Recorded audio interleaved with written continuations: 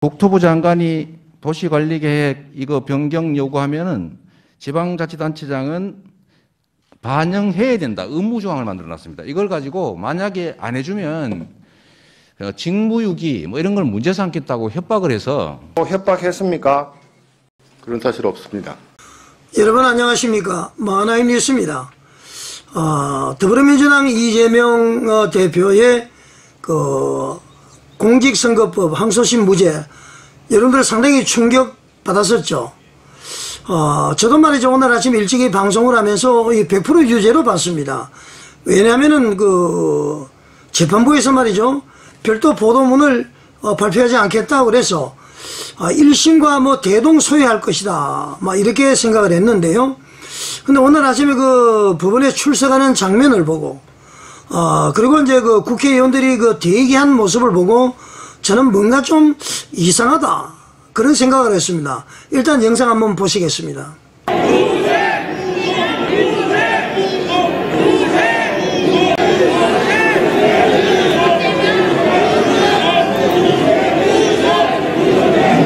자, 여러분 영상 보시니까 어떻습니까? 이재명 씨가 법원에 출석할 때의 당당한 모습으로 들어갔고요. 들어가고 난 다음에 국회의원 수십 명이 같이 간 다음에 이렇게 도열을 해가지고 있습니다. 이재명 대표가 나오기를 기다리고 있었습니다. 그래서 저는 말이죠, 저 사람들이 참으로 이해를 못하겠다. 얼굴을 똑똑히 기억을 해야 되겠다. 분명히 유죄가 선고될 텐데 왜 저렇게 나왔을까? 그러면은 우리는 유죄가 선고되더라도 이재명을 중심으로 꿋꿋이 나아가겠다, 이것을 보여주기 위해서 나왔나? 그러기 위해서는 너무 무모한데, 이런 생각을 하게 됐습니다. 그러면서 한편으로는 이건 말이지, 대장동 거짓말 그거 말이죠, 그걸로 인해서 무죄가 선고됐잖아요, 대법원에서. 그런 것이 떠올리면서 100만 원 미만으로 선고가 되려나? 본인도 말이죠, 400몇 억 대선 지원금 회수가 안 되도록 선처를 바란다, 그렇게 지금 진술서를 냈다는 거 아닙니까? 탄원서를. 본인이 죄를 인정했다는 겁니다, 어떻게 보면은. 그래서 그걸 생각해서 100만 원 미만으로 선고가 되나? 그러면서 한편으로는 이건 무죄가 되나? 그렇게 해서 환영하기 위해서 나왔는가? 그런 생각을 했는데요, 제 예상이 빗나가지 않았네요. 보니까 말이죠, 사전에 이 결과를 알고 있었다, 저는 100% 합리적인 의심을 합니다. 그리고 무죄를 외쳤던 그 사람들이 가지고 있는 피켓을 보십시오. 100% 그것을 알 수가 있는 것 아닙니까? 자, 여러분, 우리나라 앞으로 어떻게 하면 되겠습니까? 여러분이 생각할 때도 더불어민주당 대표 이재명의 협박 발언 거짓으로 봅니까? 아니면은 사실로 봅니까, 여러분? 일단 2021년도 경기도청 국정감사장에서 이재명이가 협박받았다고 했다는 그 내용 한번 보시겠습니다. 네, 지사님 백현동 사업에 특혜를 줬다고 생각하십니까?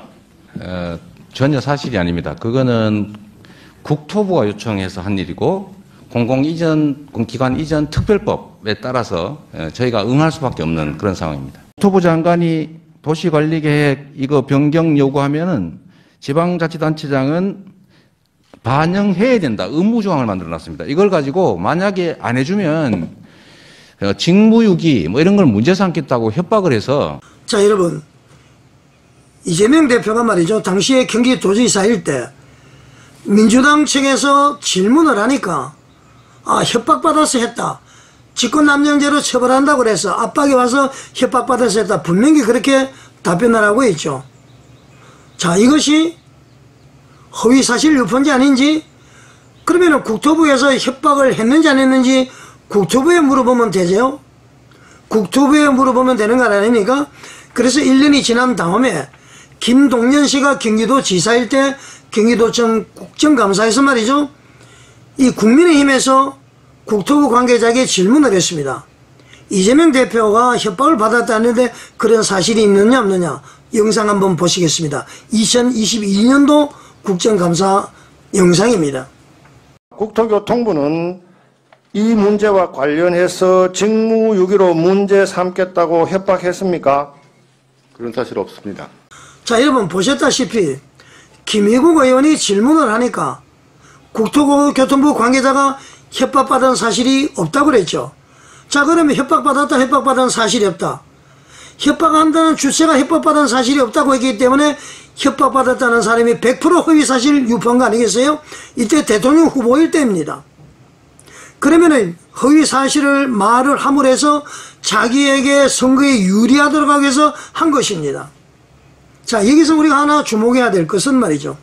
이재명 대표가 적극적으로 무의식적으로 협박받았다, 임기응변적으로 피해가기 위해서 했다, 그렇게 보십니까? 절대 그것은 아닙니다. 왜 그러냐면은 민주당 의원이 패널을 준비해서 질문을 했죠. 그러면 이재명 대표가 그냥 답변했나요? 그러지 않죠. 아까 영상 보셨다시피 이재명 대표도 패널을 준비해서 패널을 보면서 설명을 했다. 이 말은 말이죠, 적극적으로 답변한 것이 아니라 사전에 계획된 것이다. 패널을 가지고 질문을 하고 패널을 가지고 답변했다는 것은 아예 국토부에서 협박이 없다고 한 것을 봤을 때에 협박으로 몰아가기 위해서. 왜 협박으로 몰아가느냐? 자, 여러분 기억나시죠? 이재명 씨가 형님으로 부르는 김인섭 씨, 이 백현동 로비스트로 활동했죠. 로비의 최종 상대는 이재명 성남시장이었습니다. 김인섭과 이재명이 잘하니까 이제 로비스트로 말이죠. 거기서 로비를 해서 75억 원의 벌금을 선고받았고요, 추징금. 그리고 징역 5년을 선고받아서 지금 복역 중입니다. 그 백현동이 말이죠, 민간인에게 이익을 줬다 해서 이재명은 지금 배임 혐의로 또 재판을 받고 있습니다. 그러니까 말이죠, 이 복잡한 문제 아니겠어요? 그래서 이것은 이재명이가 연결 안 될래 안 될 수 없는 그런 사건입니다. 그런데 오늘 덜컥 허위사실을 유포하지 않았다 이렇게 함으로 해서 말이죠, 이 그 배임 혐의까지 빠져나갈 가능성이 크다. 누가 이렇게 만들었느냐? 여러분, 제가 말은 못하지만 여러분들 생각과 같습니다. 대장동 대법원 판결 명백한 거짓말인데 앞으로 그렇게 함으로 해서 모든 사람들이 거짓말해도 무방하고 말이죠. 지금 오늘 이게 만약에 재판이 굳어진다면은 5천 몇백만 명이 보는 TV에서 말이죠, 허위사실 유포해도 판사 자기들 마음대로 판단하는 것입니다. 물론 불확실할 때는 피의자 이익을 보면서 해야 되는 것이만데 이것은 명백하게 이재명 씨가 협박받았다, 국토관리부에서 협박한 사실이 없다고 그랬습니다. 당연한 거 아닙니까? 그러면 어떻게 이것이 무죄가 될 수가 있습니까? 여러분은 어떻게 생각하십니까? 제가 볼 때는 결론을 내려놓고 무죄라는 결론을 내려놓고 모든 상황을 맞추어 간 것이다. 저는 그렇게 합리적인 의심을 할 수밖에 없습니다. 자, 우리가 할 수 있는 것은 두 가지가 있습니다. 첫째, 검찰에서 빨리 상소를 해서 대법원에서 다투어야 된다.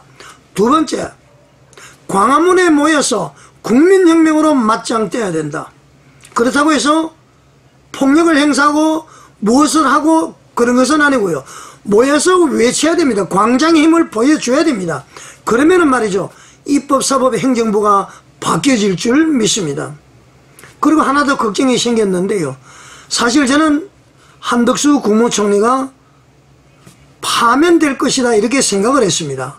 왜 그러냐면은 분명히 헌법재판관 임명하지 않는 것은 위헌이라고 했기 때문에 파면될 것이다 그런 생각을 했습니다.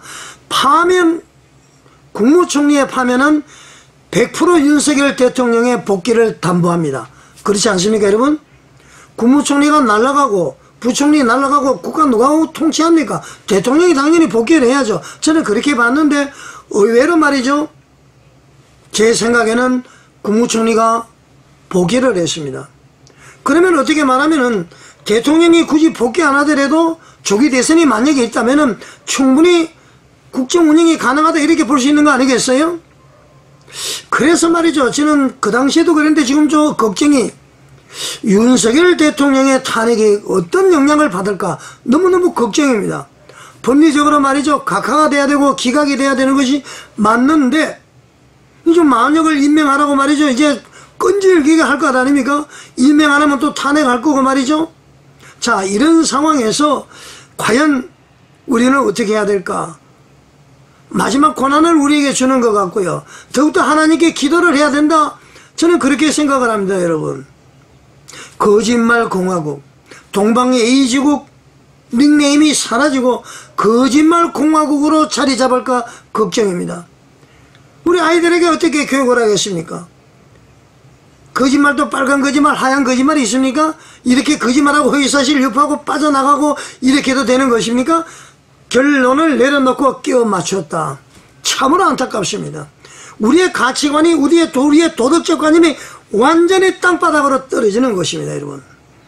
참으로 걱정이지 않을 수 없습니다. 이럴 때일수록 우리 절망 낙심하지 마시고요. 광화문으로 모여서 우리의 힘을 보여주는 저와 여러분이 되시기를 바라겠습니다. 여러분, 시청해 주셔서 감사드립니다.